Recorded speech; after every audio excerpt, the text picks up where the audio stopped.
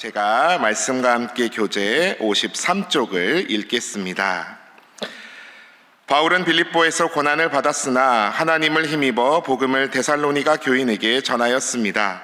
바울은 사람이 아니라 하나님을 기쁘시게 하기 위해 그들에게 복음을 전하였고 사람에게 심지어 데살로니가 교인에게조차 영광을 구하지 않았습니다. 바울은 데살로니가 교인들에게 자신의 수고를 기억하라 합니다. 바울은 그들에게 폐를 끼치지 않기 위해 밤낮으로 일했습니다. 그 결과 그들은 바울의 말을 사람의 말이 아니라 하나님의 말씀으로 받았습니다. 사도행전 17장을 읽어보면 데살로니가 교회는 바울과 실라가 새 안식일, 그러니까 3주 정도밖에 머물지 않은 굉장히 짧게 머물며 세워진 교회였습니다. 그러나 그런 교회가 어제 위임 목사님께서도 말씀하셨지만 은혜와 평강이 있는 교회, 믿음의 역사가 있는 교회, 사랑의 수고가 있는 교회, 예수님에 대한 소망의 인내가 있는 교회라고 칭찬받습니다. 고린도후서를 설교하면서 있었던 체증이 싹 내려가는 것 같은 그런 마음 뭉클해지는 칭찬을 받은 교회. 어떻게 데살로니가 교회는 바울이 많이 머무르지도 못한 교회인데 이런 놀라운 역사가 있었을까요? 오늘 기도 제목들과 함께 살펴보도록 하겠습니다. 오늘 1절과 2절 말씀을 주목해 보십시오. 형제들아, 우리가 너희 가운데 들어간 것이 헛되지 않은 줄을 너희가 친히 아나니 너희가 아는 바와 같이 우리가 먼저 빌립보에서 고난과 능욕을 당하였으나 우리 하나님을 힘입어 많은 싸움 중에 하나님의 복음을 너희에게 전하였노라. 아멘. 2절 말씀 보시면 먼저 빌립보에서 고난과 능욕을 당하였다. 사도행전 16장을 보시면 이 일을 알 수 있는데요. 바울과 실라가 빌립보에서 복음을 전하는데 계속 따라오는 점치는 귀신 들린 여종이 있어 그 귀신을 쫓아내줍니다. 그러자 그 주인들이 점치는 돈벌이할 수단이 없어진 걸 알고 고발을 해서 매를 많이 맞고 감옥에 갇히게 됩니다. 그럼에도 불구하고 바울과 실라가 찬송하며 기도할 때 어떻게 됐습니까? 그 밤에 큰 지진이 나서 옥문이 다 열리게 되지요. 그리고 아이고 죄인들이 다 도망갔겠구나 하고 자결하려고 하는 그 간수에게 우리가 여기 있다, 죽지 마라 하고 나아가서 놀라 두려웠던 간수와 그 온 가족이 세례를 받고 하나님을 믿는 역사가 일어나게 됩니다. 매 맞고 감옥 갇히고 정말 고난과 능욕을 받은 후였지만 굴하지 않고 또 데살로니가로 가서 하나님의 복음을 전한 것이지요. 유대인들의 시기와 맹렬한 반대에 3주밖에 머물지 못했지만 2절 하반절 말씀과 같이 많은 싸움 중에 하나님의 복음을 열심으로 데살로니가 사람들에게 전한 것입니다. 우리 3절에서 4절 말씀을 한 목소리로 봉독해 보겠습니다. 3절에서 4절입니다. 시작. 우리의 권면은 간사함이나 부정에서 난 것이 아니요 속임수로 하는 것도 아니라 오직 하나님께 옳게 여기심을 입어 복음을 위탁받았으니 우리가 이와 같이 말함은 사람을 기쁘게 하려 함이 아니요 오직 우리 마음을 감찰하시는 하나님을 기쁘시게 하려 함이라. 아멘. 그래서 오늘 첫 번째 기도 제목은 하나님의 복음을 전하여 오직 하나님을 기쁘시게 하는 성도 되게 하소서라고 기도하시겠습니다. 하나님의 복음을 전하여 오직 하나님을 기쁘시게 하는 성도 되게 하소서. 바울이 전한 말씀은 그 권면은 간사함, 부정, 속임수와 같은 사람의 잘못된 생각이나 이 사람들 한번 크게 속여서 낚아서 한탕 해먹자 같은 사기꾼 행각이 아니었습니다. 오직 하나님의 옳게 여기심을 입어 무엇을 위탁받았다고요? 복음을 위탁받았습니다. 예수 그리스도의 찐 십자가 복음을 전했다는 겁니다. 사람을 기쁘게 하려고 전했습니까? 아니요. 오직 하나님을 기쁘시게 하려고 전했다는 겁니다. 사랑하는 신인의 성도님들, 오늘도 하나님의 복음을 듣기 위해 오셨습니까? 아니면 사람의 복음을 듣기 위해 오셨습니까? 세상은 다 사람을 기쁘게 하는 사람의 복음을 말합니다. 당신이 멋지다, 당신이 맞다, 자존심 죽여 세워주고 심지어 교회 안에서도 예수 믿어 천국 가고 복받아 돈도 많이 벌고 지위가 올라가고 내 명예가 올라가고 누가 나 무시하지 않고 대단하다고 봐주기를 바라며 신앙생활 하기도 합니다.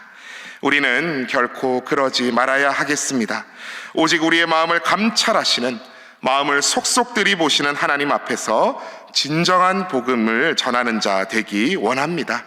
십자가의 복음은 때로 고통스럽습니다.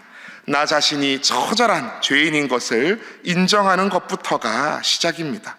여기 세상에 누워있는 게 너무 편한데 5분만 더 잘래 5분만 더 잘래 하는 내 영혼을 매일매일 깨워서 주님께 더 가까이 가 하며 자기 십자가를 지는 삶입니다. 내 성질 같아서는 다 뒤엎고 싶어도, 내 욕심 같아서는 속이고 뺏고 남의 눈에 피눈물 나든 말든 그렇게 살고 싶어도 사랑의 수고를, 소망의 인내를 살아내는 믿음의 삶으로 나아가는 것입니다.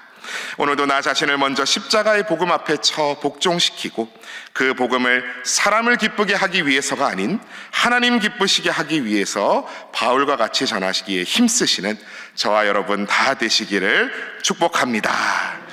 자, 그렇게 하나님의 복음을 밤낮으로 전한 바울, 거기에 데살로니가 성도들은 어떻게 반응했습니까? 오늘 13절의 말씀을 우리 한 목소리로 봉독하시겠습니다. 본문 13절 말씀입니다. 시작. 이러므로 우리가 하나님께 끊임없이 감사함은 너희가 우리에게 들은 바 하나님의 말씀을 받을 때에 사람의 말로 받지 아니하고 하나님의 말씀으로 받음이니 진실로 그러하도다. 이 말씀이 또한 너희 믿는 자 가운데에서 역사하느니라. 아멘.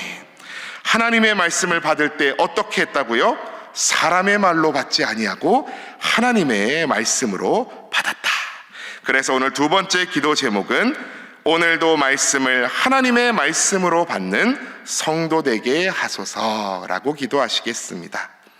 오늘도 말씀을 하나님의 말씀으로 받는 성도 되게 하소서.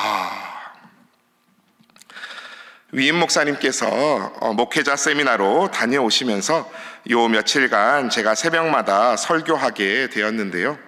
몇몇 성도님들께서 말씀 잘 듣고 있다고 격려의 문자를 주셨습니다. 어떤 성도님은 제 설교를 인용하시며 차은우보다 멋진 목사님, 말씀 감사합니다 하시고, 또 어떤 성도님은 은혜 많이 받았다고 커피 기프티콘을 보내주기도 하시고요. 제가 아이고 감사합니다 아주 상대가 보시지도 않는데 침대 위에서 거듭 절을 하면서 격려해 주셔서 너무 감사하다고, 새벽마다 오시는 우리 성도님이 더 대단하시고 그 모습이 더 은혜라고 단문자 하면서 내일 설교는 어떡하지? 너무 부담된다. 빨리 위임 목사님께서 돌아오셨으면 좋겠다라고 하곤 했습니다. 근데요, 정말이지 너무 감사했습니다. 무엇이 감사했을까요?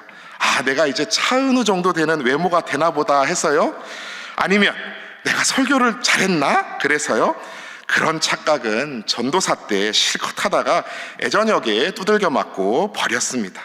너무나 감사한 것은 이 부족하디 부족한 목사의 설교를 제 이야기로 듣지 않으시고 하나님의 말씀으로 받아 은혜 받았다고 해주신 그것이 너무나 참으로 감사했습니다.